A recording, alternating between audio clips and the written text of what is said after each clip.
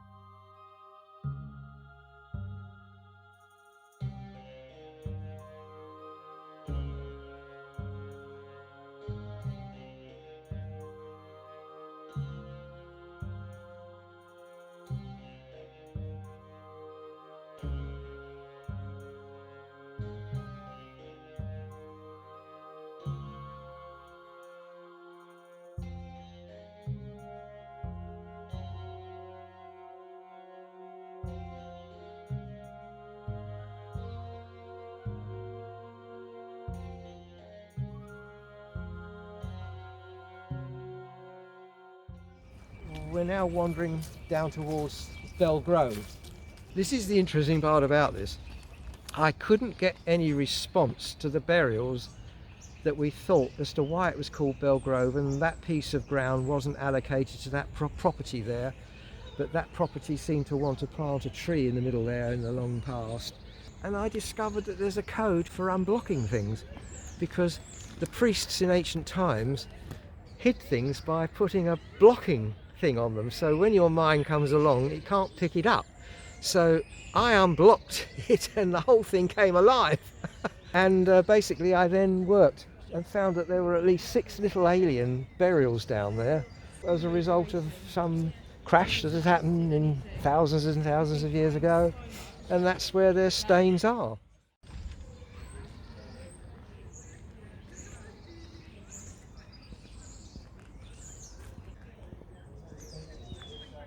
That's the arrowhead burial there, pointing to single female burial here, which is we dated about 8,500 years, but these 42s are about 11,500 years. So obviously the more modern humans had got knowledge of this, therefore wanting to tell people the only way they could, because they didn't write anything down. Now I think this is what they were pointing to, because that arrow also points across Wellington Rocks. Well, let me put it this way, allowing for the fact that the sandstone has eroded from there and slightly down here, we have the perfect image of a UFO in sandstone, and it's perfectly round when you look from the top down with a turret in the middle. However, the Crockford team came down and said it was much, much bigger during the Bronze Age, and it had been reconfigured in the Iron Age. This 2013 recording was made during a field trip to Wellington Rocks, and there is a lot of background sound interference, but you can still appreciate what is being tested and see the results. What was that number again, Peter? 9726458.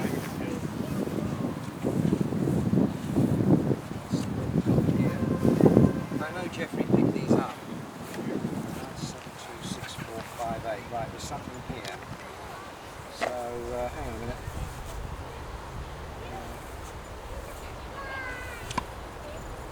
We could try putting one down there, just to see what happens. That's that. So,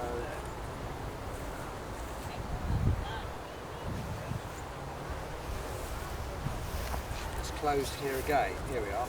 There's another one here.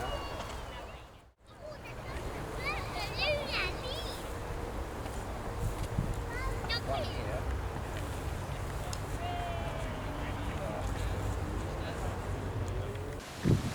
As you show responses to titanium as well, you were well and truly dusted with it. See, if you put anything on the ground, it leave stains in the ground of what had been on it.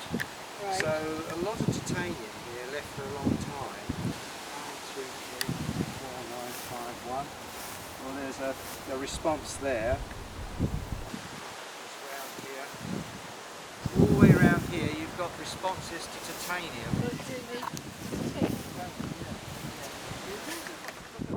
This is so soft, this stone, that it just erodes and it turns back into sand.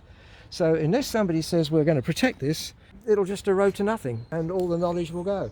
So we're looking at a lot of codes here. Codes, yeah. So the top left is uranium. That code means that there's been a nuclear explosion. This is radiation. That is bronze. That is iridium. This is non-earthly metals. Those we call xylaminium, which I think is maybe a form of aluminium, and oxyzoros, whatever that is, I'm not sure. That's how they wanted us to spell it. It could be an outer layer of a craft. This measures space and time. That measures levitation. That is a code for matter outside the universe. Now, when I mean about outside the universe, we've discovered that the universe is made up of 5 sections, and only 2 are linked. That's carbon fibre. Carbon fibre. One of the contacts I had, he had a sports car, and I said to him, I'll try and see if I can follow you back home. So I followed him back home, and when he came in the shop I showed him on the map where he was, and he wasn't none too pleased about it because his car was made of carbon fibre. Okay. Well, it's remote viewing, isn't it? Remote viewing, yeah, just followed the car, yeah.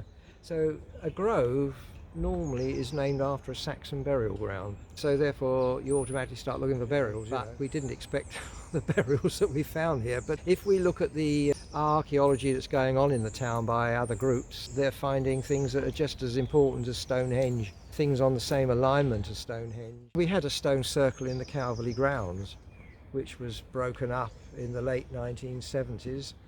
But lucky enough we found some photographs showing some of these standing stones. So one has to say, well, why it was there? Well, when you look at it in the context of everything else, and we know there are burials under there as well, and other things. Even though the standing stones were deliberately removed and smashed, there are still the stains left in the ground that can be detected. So nil point to those who think they've hidden the fact. Because the stains are still there, therefore these colours will bring them all out. I've been a resident in this town since 1969. I witnessed 1974-5 the area of what was a stone circle being smashed up by the park keepers under the instructions of the council. Mr Ashby, who was the head park keeper, he broke up a lot of sandstones, smaller sandstones, and put them into this sort of layout here. And there's also some round supporting. On the top of the mound up there was a different type of sarsen stone, which was very whitish in colour, very heavy and extremely difficult to break up. Now in 69 when I arrived, they were stones recumbent with a dolmen stone in the middle, and until 74-5 when this lot was smashed up and cleared to what we see today is just a grass mound. And then in 1979 apparently the act was changed, which would have made that illegal to do.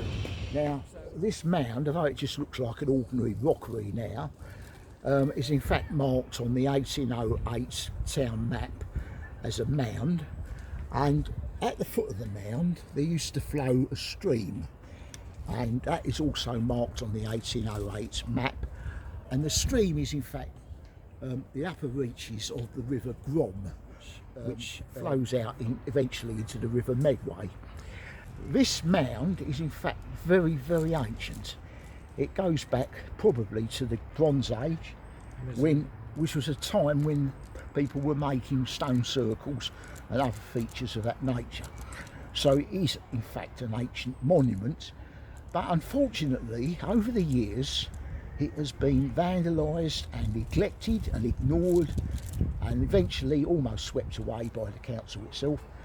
English Heritage have failed in their duty to protect this site, and they must bear a heavy responsibility for this destruction. The top of the mound, there was a feature which locals called a dolmen, which probably was a long barrow in fact. So if it was the case of it was a long barrow, it goes back to the Neolithic, which is the new Stone Age, We're talking about 5,000 or more years old. It may be Bronze Age, we can't be certain. We need archaeologists to tell us exactly how old it is, but it's certainly an ancient monument by any definition of the word. And it is protected by law. It should be protected by law, as all ancient monuments are. It can only be described as official vandalism of what's happened here.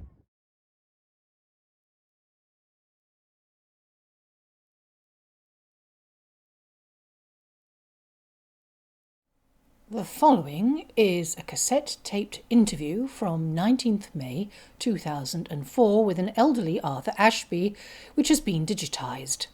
The sound quality is poor but original, and we believe an important testimony about an important part of Tunbridge Wells's history.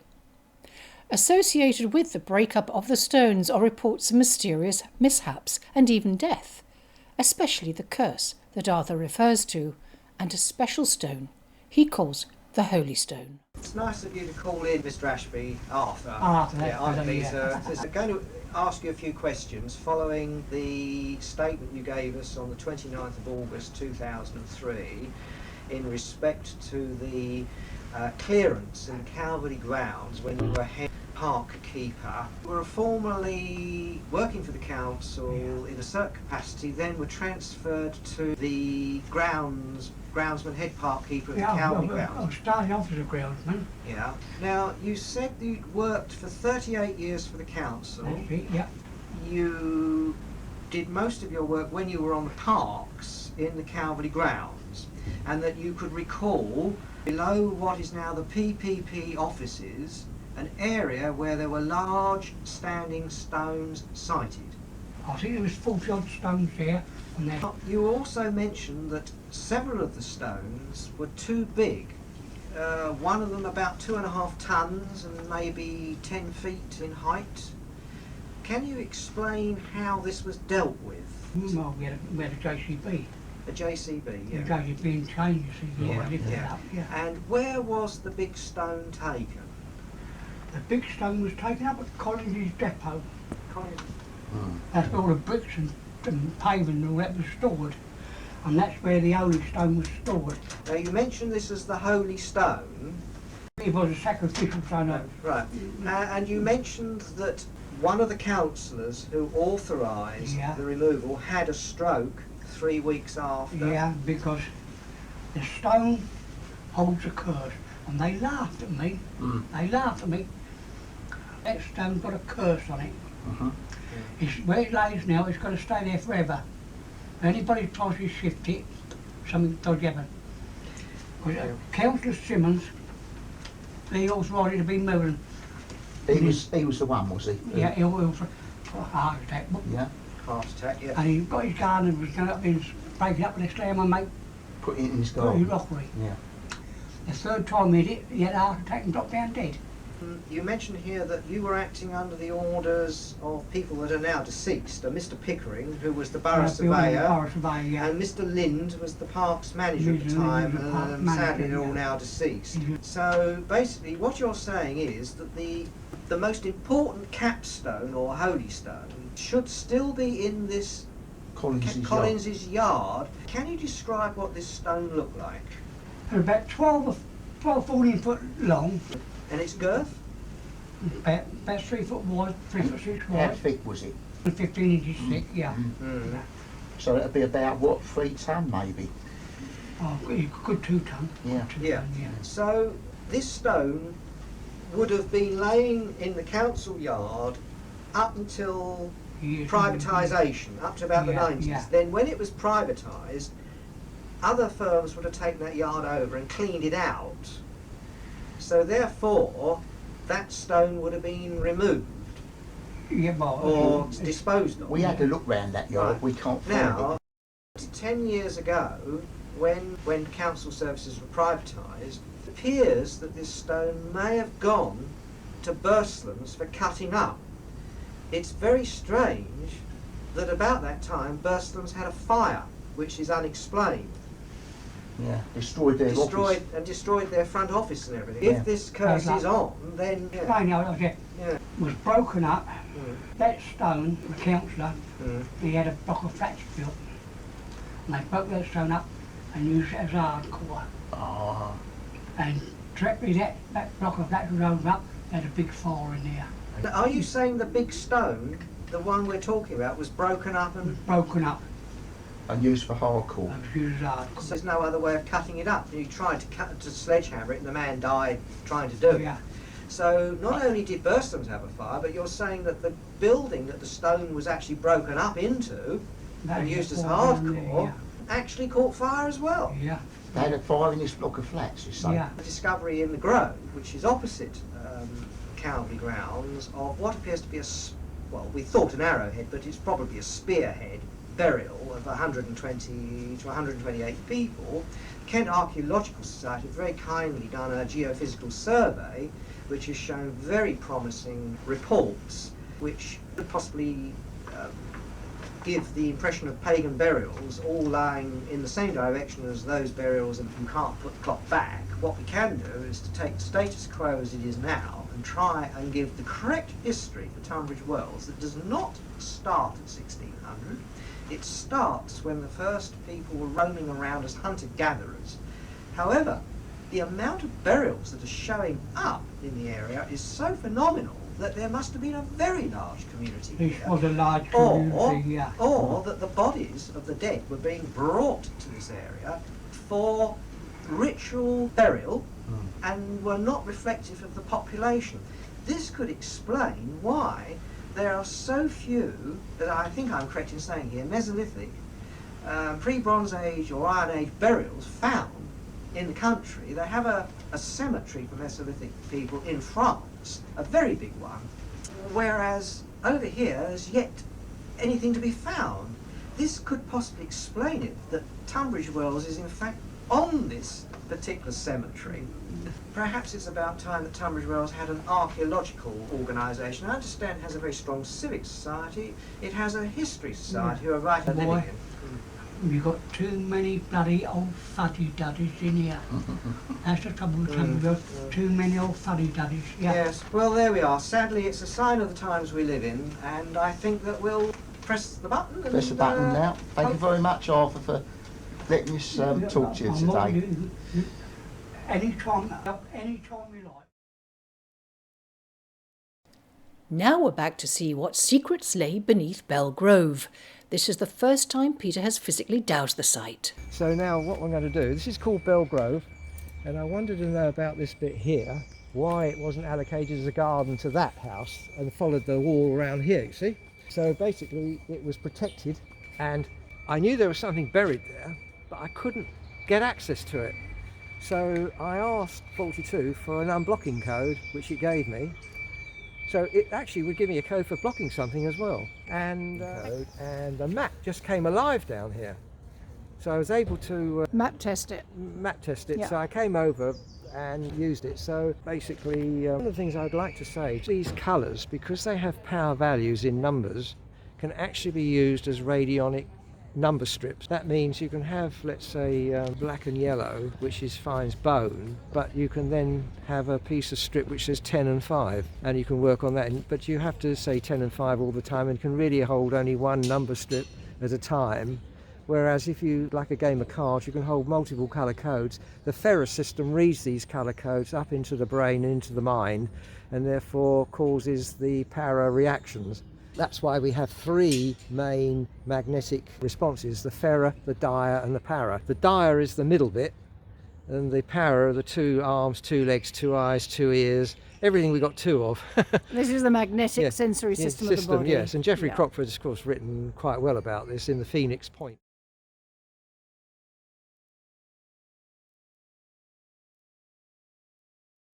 Qualified archaeologists in the Ancient Alien series have come to Mesopotamia, that they created the modern human form to do the mining for them, because we sweat and the other forms couldn't sweat. That was what I understood from the archaeological programs that have been shown. Humanity became divine basically after the Great War, which took place ending about 6,000 years ago, and they created a truce between 2 dominant forms, and we were left to our own devices. And that of course is when the Bible writing started, you see.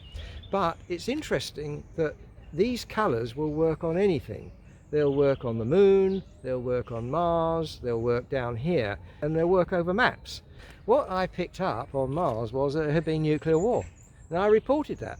I actually reported that water was there and nearly everything else had been there and left the marks and stains. And only now have they come to the conclusion that nuclear war did take place on Mars, because there are certain signatures left which can only be caused by creating nuclear explosions rather than natural nuclear explosions. Now, that's not my research, that's the qualified PhD scientists.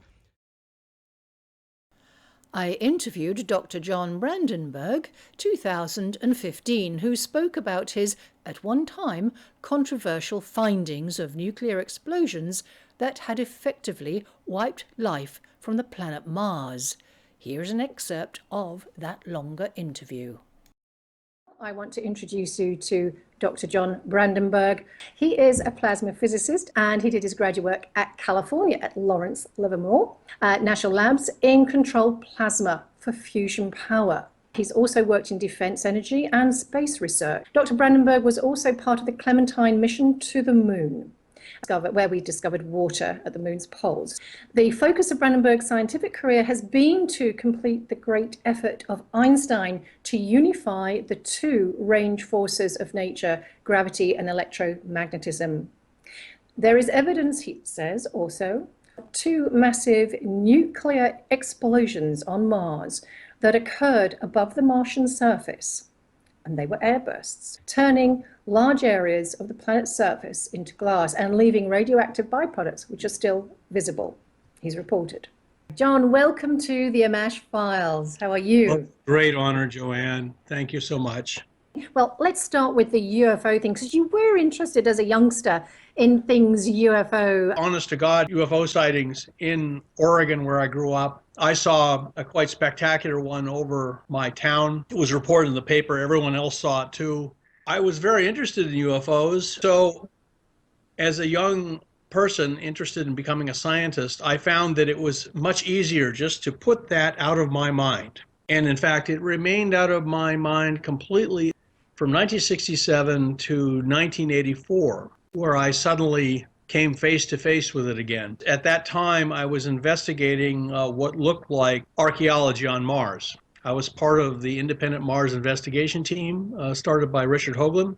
These are all recent pictures of the face on Mars, and you can see that it is a face taken in about 2007. Nearby it, there's a pyramid-shaped object. The whole subject of UFOs basically came up by surprise because we were investigating Mars, what looked like a dead civilization on Mars.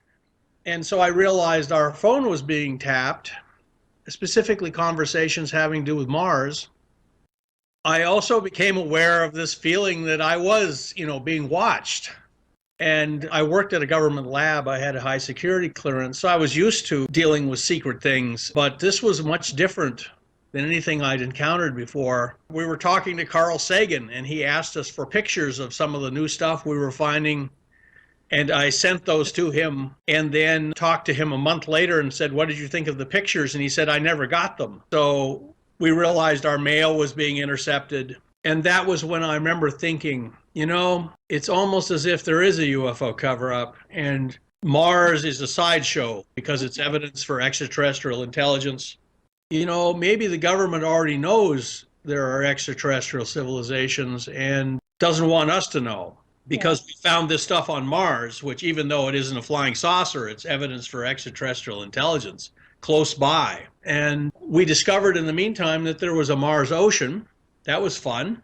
Part of Mars had the vast smooth plains, and the face on Mars and the pyramid and other things were in these rocky areas right next to these smooth plains, and then we discovered that they were all at the same elevation. So it was a very simple inference to think, it must have been an ocean, and this was on the shore of the ocean. I've investigated further scientifically and found there was a lot of evidence for an ocean on Mars. So also, the estimates for water in Mars' atmosphere in the past had been vastly increased, so that there was enough water to cover the entire planet to the depth of 200 or 300 meters, and that was enough for an ocean.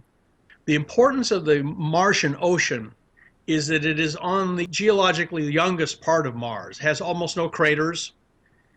Basically, the youngest part of Mars is where the ocean is in the north. That means that ocean with liquid water and all that that implies had to exist on Mars for most of Mars' history. That means Mars was Earth-like for most of its history. This is a profound change in our view of Mars. We call this the new Mars synthesis. So we have a concept of Mars that was very Earth-like for most of its history up until recent geologic times. We began to postulate, there were two theories. One was that Mars was colonized by some spacefaring species, and the other was that it had an indigenous life and intelligence had separately evolved on Mars, like on Earth. I tended to pick the latter hypothesis simply because I thought it was more defensible scientifically.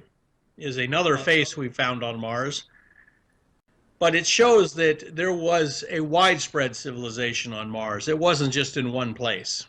And this also was on the ocean shoreline. The second face is at a place called Galaxis Chaos, and that is NASA's name, not our own. And when we first heard this new name, we already knew that NASA was aware we had found another face on Mars and apparently a ruined city nearby, near Utopia Planum. Okay. Then the question was, what happened to Mars? They parachuted a probe into the planet Jupiter and sampled all the isotopes there. And the isotopes looked just like Earth. The xenon-129 was the same as the xenon-132, just like on Earth. So Mars suddenly became much more anomalous because of this. Remember, I was quite haunted by this one person's statement that this was a nuclear weapon signature, xenon-129. But as it turns out, the xenon-129 does not come from fusion. It comes from massive amounts of fission of uranium or thorium. I was aware that a standard hydrogen bomb, and they will wrap it with uranium or thorium so that the fusion neutrons, the neutrons released by fusion, will actually go out and split the normally inert thorium and uranium and add to the force of the explosion. And they will also create a lot of xenon-129. The change in the Earth's atmosphere due to nuclear testing had been published in about 1992. And you could see that part of the Earth's atmosphere had changed. Xenon is a very small component in the Earth's atmosphere and the atmosphere of Mars. It just stays in the air, and it preserves kind of the history of the planet in the record of the isotopes of xenon. On Earth, there was this enormous spike in xenon-129 due to nuclear testing, and this had created a lot of xenon-129. And armed with this data, I compared the Mars atmosphere with atmospheric xenon with Earth's xenon, shows comparisons between Mars and the nuclear component of the Earth's atmosphere. We've changed our own atmosphere because of nuclear testing. Because then you have an amount of xenon-129, you can actually calculate how big the bomb had to be to have done this. What was the nuclear energy release? It's enormous. A billion megatons. Billion? Yes. Oh, God. I know. So this explosion would have torn the entire atmosphere of Mars off of the planet. It would have utterly devastated. It would have sterilized the entire planet. It was so large, it meant that if this was done by some intelligent force, someone wanted to not only destroy the civilization on Mars, but to sterilize the planet so it could really never have life on it again. And you said there were two such explosions of the same magnitude? Yes, and you can see two red spots. Yeah, indeed. And those apparently were the sites of two massive nuclear explosions. We also recently discovered those two sites are covered with what looks like a glass. And then you can see there's a pattern of yellow. That's kind of debris from the explosions. That wraps around the planet and to a place called the antipode. from the larger explosion, where there's another smaller pile of radioactive debris. Indicates the shock wave wrapped all the way around the planet, collided on the far side. The entire planet was devastated. I thought that possibly it could be explained by natural nuclear reactors on Mars. In Africa, there were natural nuclear reactors in the ground, in uranium deposits, and the water would, groundwater would get into the uranium deposits, and it would form a natural nuclear reactor with water moderation. And this happened a billion years ago. It happened in 20 separate little spots. And so it was easy to imagine that something like that could have occurred on Mars, only this was much larger perhaps and went unstable and blew up. However, I became aware from the comments of various other scientists that the xenon-129 was not the product of a nuclear reactor. So that was one problem. The devil was in the details. Most important detail was xenon-129 was not produced by nuclear reactors. So I was forced gradually by the fact there were no craters at the sites. Whatever happened on Mars, it blew up in midair. And it involved an enormous amount of fission, not just fusion. And it created a lot of xenon-129, like earthly nuclear explosions. So the only thing that matched this was massive nuclear explosions like on Earth in midair. Instead of finding a lot of little spots of radioactivity, we found two big ones.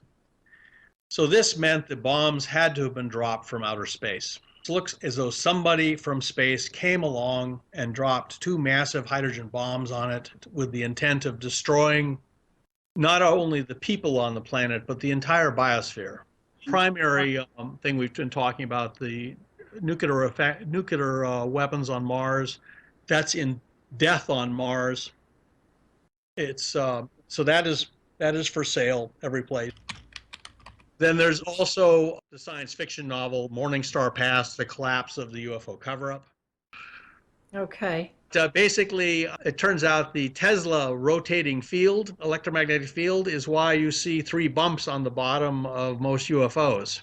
They have a three-phase rotating field, just like induction motors in industry on Earth. So that is why they have three bumps on the bottom. Thank you very much indeed. And we are coming to the end of our show. Thank you very much, everyone, and John and Stephen.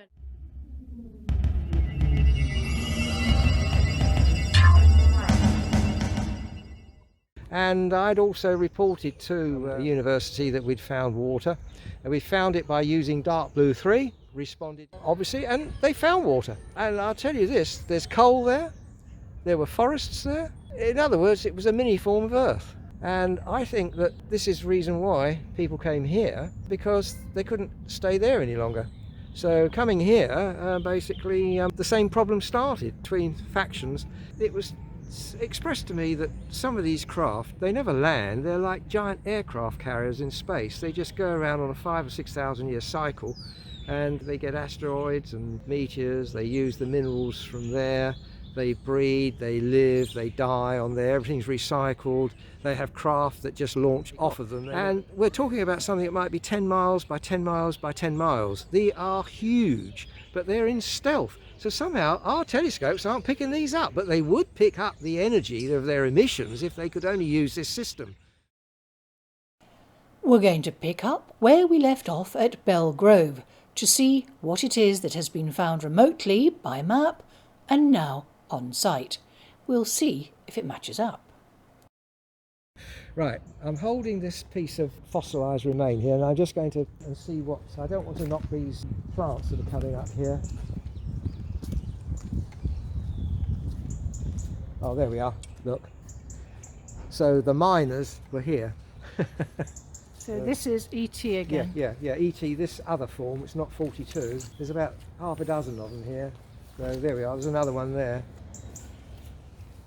So we're coming along here. There's another one here. Now basically it was an unblocking for that. And I'm going to actually show you something, two things that might point to the reason why this was blocked, and I'm not quite sure whether people realise. So those colour codes I was showing you will respond in that area. the same as they did over there. You know, these colours here, they will respond to this, and they respond down there, and they're totally different from that up there. So now I'm going to show you something. Right, there are thousands of colours, millions of colours. In fact, every single atom, if it merges with another atom, creates a different colour code for whatever it is. Somebody once said to me, I've got these colours, pale blue, silver and white. Can you tell me what they mean? I thought, well, hang on, I usually know the subject matter first and then colour code them. I said, I've never done it the other way round. So I went back and I racked my brains with 42, and gradually we came out that it's a teacher, the colour for a teacher. So when I went back across the road and I said, I found out what these colours mean. She says, it's colour. She said, well, that's because the colours I saw coming out of your head as you came in through the door. Oh, how And interesting. that was the Helios Greek healing system. Oh, the homeopathic. Yeah, homeopathic, yeah. So basically, every single compound a pharmacy uses can be put down to a colour code. And if you've got something in there that shouldn't be in there, they should be able to sensory that there's a problem with it. It's just a continuation, you see. So it is a starship. 42 is a starship. It traverses huge areas of space in actually no time whatsoever. And within it, it has 30 little pods, or we call them orbs or spheres. And they can be in stealth, they can be seen, unseen. They actually, to give you an experiment, I was told that if you invite them, they'll come. I basically said, right, you come home. So I had another researcher called Isabel, and I invited them for a particular day at a particular time. We could sense the craft coming in and landing in stealth, just as the experiments we've done, because they will come, and you can sense a craft in another dimension. Anyway, nothing turned up. The craft was there. I could sense them coming out of the craft. They came in the house, but I couldn't pick anything up at all. And of course, we hadn't done the year. You've got to have the time, the date and the year. So we rescheduled it for the following day, and indeed they came round. At 7 p.m. they came round. They came in the house, I could feel them. They came up to my study, they walked around the house, they came down to the room, the TV was on, they sat in the chairs, and then I felt a slight tap on the head and the visit was over. But then when I picked the cushion up, the only time ever, and we've been in this house over 50 years, when I picked the cushion up, it stuck statically to the cushion next door, and I had to pull them apart. So that's the problem with space and time dimension. You can have two people sitting in the same chair, and you can have 150 years, 20 years between them, and neither will know the other is sitting there. But if you've pre-programmed it, then you will know, and of course the evidence is that they fuse the static electricity between one and the other. And Isabel said, I looked in that craft last evening at time, I couldn't find anything in it. I said, no, Isabel, because at that time they were around here. And I was told that that is the standard thing, a 15-minute visit, about 5 minutes to get there, 5 minutes in the place, 5 minutes to go, and you get a little tap on the side. And a lady came and she said, aren't you worried about this? I said, no, not at all. I find it, thrilling. It's a search for knowledge, Found in the 16 symbols that you can spell the letters Orion out of it, which makes sense as Orion is the most important thing archaeologically all around the world, and that the spelling of Orion in the letter positions add up to 45. Well, here we have, if you look in the 26 letter alphabet that we have in America, the UK and anybody that speaks English, you'll see the letters UFO, if you take them out and add them up in their positions, add up to 42. So people know about this, so they're using the letters as secret mind messages. So we'll just come round here and I think you'll see what I'm getting at, although I'm not complaining. I'm just saying that some people know a lot. I discover everything. The pub on the edge of the grove. Come round here.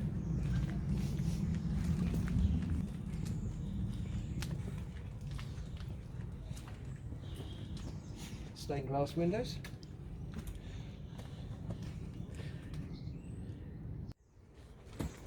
Oh, I see. Right. And then we'll come round here.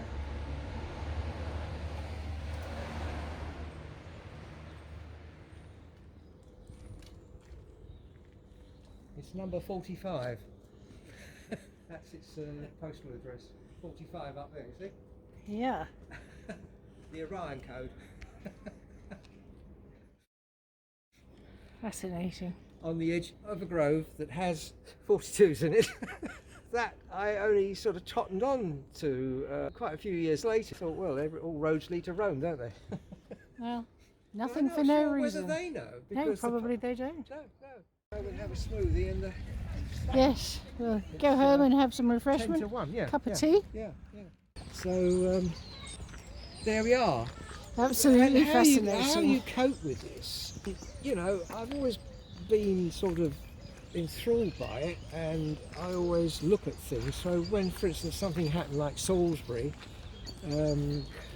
people ask me for the codes, and I'm able to extract them and give them to them by asking 42. So when the Salisbury attack took place, basically I asked 42 for the code for Novacek, which they gave me, and we were And able that's another story. to go.